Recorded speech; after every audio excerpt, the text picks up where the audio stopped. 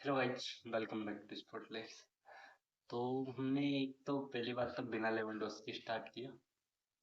Lewandowski injured थे, लेकिन match के 35 मिनट तक चलते चलते, जो कि होता आ रहा है हमारे साथ, कि इस पीरियड में आते आते हमें हर मैच में एक प्लेयर और इंजर्ड मिलता है। इस मैच में भी यही हुआ। इस मैच में कुंडे इंजर्ड मिल गए हमें। तो अब हो ये रहा है, सीन ये है कि हमारी स्टार्टिंग 11 के 5 प्लेयर जो कि स्टार्ट करते हैं हमारे लिए, वो इंजर्ड है। फ्रंट में से लेवेंडोस्की और राफिनिया, मिडफील्ड में से फ्रैंकी डियोंग और पैट्रिक, और बैक लाइन में से कुंडे। 5 प्लेयर 11 में से आउट हो गए इंजरी के चलते। हालांकि उसके बाद इंटरनेशनल ब्रेक के बाद कुंडे शायद आ सकते हैं, कि कुंडे की इंजरी ज्यादा इतनी खास लगी नहीं थी कि ज्यादा सीरियस हो। हालांकि उनको नी रोल पे गावी शायद बॉल क्लियर करने के चक्कर में फिसल गए, तो उसकी वजह से उन्हें प्रॉब्लम हो रही थी। बाद में हमें इस मैच में ऐसे कह सकते हैं 4 साल का सबसे जल्दी गोल कंसीड कर लिया है ला लीगा का। 16 सेकंड में हमने इस मैच में गोल कंसीड कर लिया। हमने जैसे मैच किक ऑफ स्टार्ट किया, वैसे ही बॉल गावी के पास गई और गावी को डिस्पोजेस्ट कर दिया गया। गावी जैसे ही टर्न लेते हैं उन्हें डिस्पोजेस्ट कर दिया जाता है, और फिर एक शानदार शॉट जो मार्क आंड्रे ter स्टेगन की आर्म से नीचे से निकलता है, जिसमें काफी पेस होती है, तो मार्क आंड्रे ter स्टेगन उसे रोक नहीं पाते। फिर दूसरा गोल भी हमने ऑलमोस्ट काउंटर टाइप में ही कंसीड किया। हमने पोजीशन लॉस्ट किया। उसके बाद में थ्रू बॉल आई। थ्रू बॉल में कुंडे को 1v1 सिचुएशन में बीट किया। कुंडे को 1v1 सिचुएशन में बीट किया और एक अच्छा शॉट लिया, जिसके चलते गोल आया। उसके बाद कुंडे इंजर्ड हो गए तो बाहर चले गए। फिर ला लीगा में हमें हिस्ट्री बनते दिखी। यंगेस्ट एवर गोल स्कोरर बनते दिखे हमें लामिन यमाल, जिन्होंने एक अच्छा जाओ फ्लिक्स की अच्छी भीड़ में से एक अच्छी बॉल थी, उसे बढ़िया से फिनिश किया। ज्यादा ज्यादा उत्तेजित वगैरह नहीं हुआ और आराम से जाके नेट में मार दिए। तो इसके चलते हमें हाफ टाइम से पहले एक गोल मिल गया। फिर हाफ टाइम बाद में हमने डोमिनेट करना स्टार्ट किया, जो कि ओकेजनली हम करते हैं।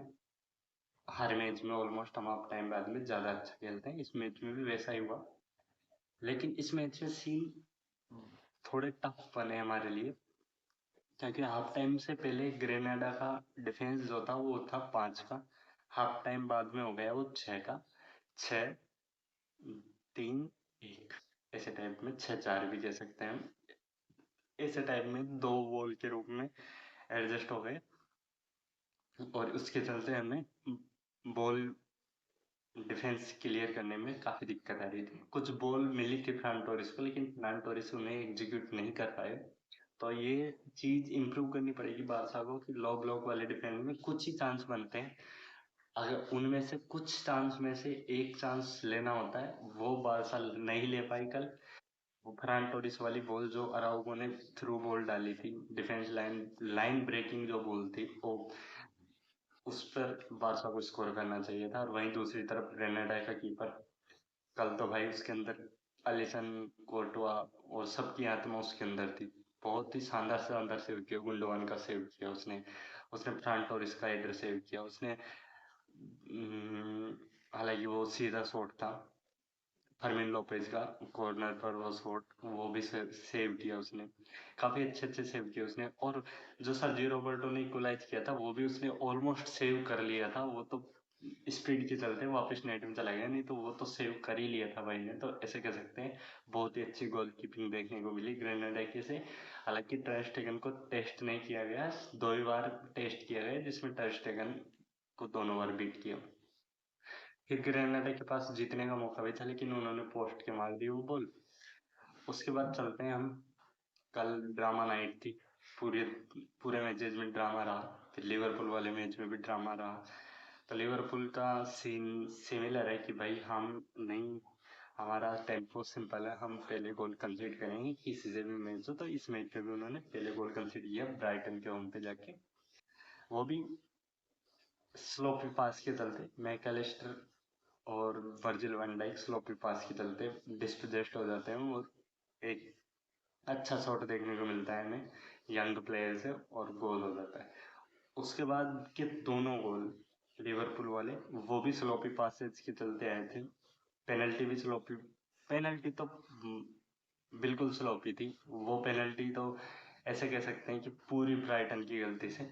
उससे पहले का जो गोल था उसमें तो हालांकि ज़्यादा गलती, उसमें लिवरपूल का प्रेस हैंडल नहीं कर पाए ब्राइटन के प्लेयर। लेकिन जो पेनल्टी दी थी उसमें शायद ब्राइटन कुछ अच्छा कर सकती थी, उस बॉल को क्लियर कर सकती थी पासिंग प्ले करके, या कुछ भी कर सकते थे उसमें, लेकिन पेनल्टी लाइक उस पेनल्टी में एक और चीज़ समझ में नहीं आई। पेनल्टी में क्लियर कट दिख रहा था कि सोली पास्कल ग्रोस ने टी शर्ट पकड़ के उसे नीचे गिराया था, तो उसे रेड कार्ड नहीं मिला। तो काफ़ी सारे डिसीजन। और बार्सिलोना वाले मैच में भी देखने को मिला हमें, फ्रान टोरिस ने बिना बॉल टच किए ऑफसाइड हो गया, नहीं तो बार्सिलोना मैच जीत जाती। तो स्लोपी पास और अंडररेटेड, ओवररेटेड, क्या कहूँ, स्लोपी पासेज के साथ साथ यहाँ पर रेफरी जो कि डिसीजन दे रहे हैं पिछले 15 20 25 दिन से, वो भी बहुत ही गंदे गंदे डिसीजन दे रहे हैं। किसी टीम के फेवर में, किसी टीम को वो ज़्यादा फायदा कर देते हैं तो किसी टीम को बहुत ज़्यादा नुकसान कर देते हैं। तो रेफरी में काफ़ी कुछ सुधार करने की ज़रूरत है।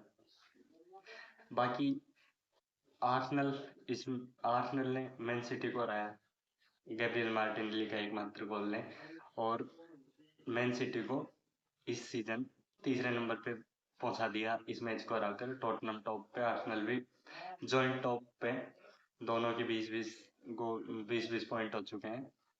और आर्सेनल, मैंने पहले कहा था आर्सेनल का मैच प्रीव्यू करते टाइम कि बिना रोड्री, बिना डिब्राइने तो चलो बहुत दिनों से नहीं है, लेकिन रोड्री के बिना मैन सिटी बहुत ही गंदा स्ट्रगल करने वाली है इस मैच के लिए।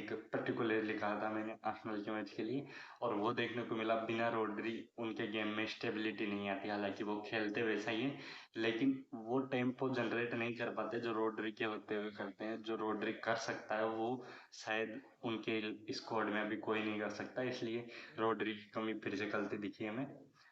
तो देखते हैं अब इंटरनेशनल ब्रेक के बाद में इन टीमों का सिनेरियो कैसे बदलता है। अब ये तीनों की हालत खराब है। लिवरपूल के साथ ऐसे कह सकते हैं, लिवरपूल के साथ रेफरी का एडवांटेज नहीं रहता, बार्सिलोना के साथ हमेशा लो ब्लॉक प्रॉब्लम रहती है, और मैन सिटी के साथ रोड्री की प्रॉब्लम, तीनों के साथ प्रॉब्लम चल रही है।